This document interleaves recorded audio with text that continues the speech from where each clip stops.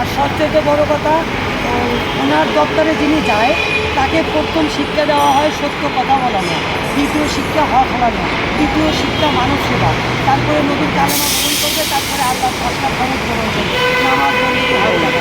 তাহলে সুন্দর করে সে এই দুনিয়াও ভালো থাকতে পারবে, আখেরাতেও ভালো থাকতে পারবে। আর এই দুনিয়ায় তার কোনো গজব থাকবে না, আজাব থাকবে না। আর যদি আমরা পাপাচারে চলে যাই, মিথ্যা যেমন বেহালালি খাই, মানুষের ক্ষতি করে খাই, তাহলে কিন্তু আমাদেরকে এই দুনিয়াও কষ্ট ভোগ করতে হয়, আখেরাতেও কষ্ট ভোগ করতে হবে। ওনার কথা, পৃথিবীর সকল মানুষ যাতে ঐক্যবদ্ধ হয়ে আমরা এক কলমার পতাকার নিচে আসি, লা ইলাহা ইল্লাল্লাহ মুহাম্মাদুর রাসূলুল্লাহ, এই কলমার পতাকার নিচে যাতে আমরা এককভাবে ঐক্য হই। আমরা একজন এক রকমের মুসলাকের জাকের বাড়ির চেয়ারম্যান স্যার মোস্তফা আমির ফয়সাল মুজাদ্দিদ সাহেব, উনি বলছেন যে আমাদের জাকের পার্টির মধ্যে যদি কেউ অংশগ্রহণ করে তাহলে এই পার্টিতে সত্য পথ অনুসরণ করার একটা রাস্তা, যা রাসূল পাক সাল্লাল্লাহু আলাইহি ওয়াসাল্লাম প্রতিষ্ঠা করে গেছে হিলকুল ফুজুর দল সংগঠন। তারপরে আস্তে আস্তে হিজমুল্লাহ শেখ জামানায় বিশ্ব আলী খাজা ফরিদপুরের মাধ্যমে জাকের পার্টি হিসেবে গঠন করে দুনিয়ার ভিতরে এটা বের করা হয়েছে। এই পার্টিতে শুধু যে বাংলাদেশের মানুষ ঐক্যবদ্ধ হবে তা না, পুরো পৃথিবীর মানুষ একসময় এই জাকের পার্টির পতাকার নিচে ঐক্যবদ্ধ হবে, হয়ে তারা রাসূলুল্লাহ সত্য তরিকা এবং সত্য কালেমা সবার ভিতরে প্রবেশ হবে। এখন যারা মিথ্যা পাপাচারের মধ্যে আছে, ওনারা একসময় বুঝতে বুঝতে জানতে জানতে আসলেই আমার এই নবীর সত্য তরিকা তারা আসবে। এই শিক্ষায় জাকের পার্টি চেয়ারম্যান সাথে আমার বিশ্ব আলী খাজা ফরিদপুরে দিয়ে গেছে, এটাই দেয়, এটা আমরাও চাই যে সব মানুষ একভাবে আমরা সত্য কথা বলি, হক হালাল খাই, মানুষকে ভালোবাসি, এইভাবে চলি, ঐক্যবদ্ধ হয়ে থাকি। আমাদের আপনি বলছেন যে বনানী পার্টি অফিসে, জাকের পার্টির অফিসে সোমবার শুক্রবার অনেক লোকের সমাগম হয়। কেন হয়? আর অনেকে বলে যে ওইখানে ভণ্ডামি হয়।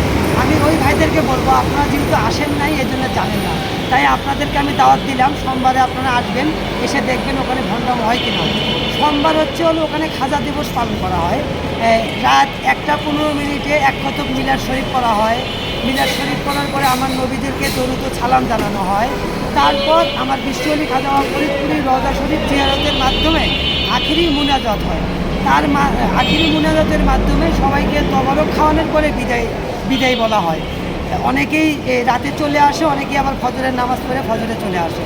তাই আমি বলবো, যারা এই জাকের পার্টিকে ভণ্ড মনে করেন, পীরজাদা মোস্তফা আমির ফয়সালকে আপনারা মনে করছেন সে একজন মানে ভণ্ড, কিন্তু আসলে সে যে শিক্ষাটা দেয়, আমি এই দেশের পৃথিবীর মধ্যে এমন কোনো নেতা দেখি নেই যে সেই নেতারা মানুষ নিয়ে ভাবে, কিন্তু একটা মাত্রই জাকের বাড়ির চেয়ারম্যান স্যার, উনি সকল জনগণ নিয়ে ভাবে। উনি গরিব দুঃখী রিস্কাওয়ালা ঠেলাওয়ালা এদেরকে নিয়ে ভাবে, কারণ সে চায় কি, সে পৃথিবীর সকল মানুষ এই দুনিয়াও শান্তি পাক, ওই দুনিয়াও শান্তি পাক। এই কারণেই সে আমাদেরকে নিয়ে এই ওরুস মাহফিল, তারপরে ওয়াজ, এগুলোর মাধ্যমে সে কর্মসূচি করায়। কিন্তু কোনোদিনও সে বললো না যে জাকের পার্টির নেতৃবৃন্দরা আপনারা রোডে যান, হরতাল করেন, কইরা মানুষকে সাংবাদিকদেরকে চেহারা দেখান, আপনাদেরকে চিনি, এটা কিন্তু কখনো বলেনি। কারণ জাকের পার্টির রাজনীতি কিন্তু আজকের থেকে করে না, দীর্ঘ 36 বছর জাকের পার্টির রাজনীতি করে। এই 36 বছর রাজনীতির মধ্যে একটা নেতৃবৃন্দেরও কিন্তু কোনো অবৈধ কোনো মামলা নাই। কেন নাই? কারণ জাকের পার্টির প্রথম শিক্ষাই তো আমি ভাই আগে বলছি, আগে সত্য কথা বলে, তারপরে হক হালাল খাওয়ানো শেখায়, মানব সেবা করানো শেখায়, এর মাধ্যমে সত্য ইসলামটাকে কায়েম করে। সে যাতে এই দুনিয়ায় আমার রাসূলের সম্পূর্ণ ইবাদত করে ওই দুনিয়ায় যাইতে পারে, তাহলেই সে সঠিক একটা মানুষ হবে। সে শুধু এটাই করে। আর যারা বলছেন যে জাকের পার্টি ভণ্ডামি করে, এটা করে, আমি তাদেরকে আবার বলছি, বিনয়ের সহিত অনুরোধ করে আপনারা আসেন, দরবার শরীফে আসেন, আটকশি আসেন, বনানী পাক দরবার শরীফে আসেন। মানে বলছে যে জাকের পার্টির নুহের তরি, এটা আমার বিশ্ব আলী খাজা ফরিদপুরি বলে গেছে যে একসময় নুহুল নবীর যেমন একটা তরি করা হয়েছিল, বলা হয়েছিল বিরাট একটা পিলামন আসবে, ওনার কারণে উনি নুহের তরি তৈরি করে সবাইকে দাওয়াত দিয়েছে। যাই হোক, কিছু মানুষ ওনার সাথে আসছে, উনি ওই তরি নিয়ে চলে গেছে।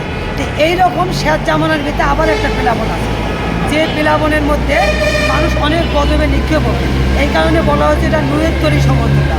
আর নুয়েতনি সমতুল্য জাকের পার্টি এই পতাকার নিচে যারা আসবে তারা এই শেখ জামাল গজব থেকে রেহাই পাবে। কারণ দেখেন এখন কিন্তু একটার পর একটা গজব। আমার বিশ্বলি খাদা ফরিদপুরে বলছে, বাবা তসবির দানা যদি একটা মাটিতে ছিঁড়ে পড়তে যতক্ষণ সময় লাগে, এই সময় এই শেখ জামানে বাবা তার থেকে বেশি গজব পৃথিবীর মধ্যে আসবে।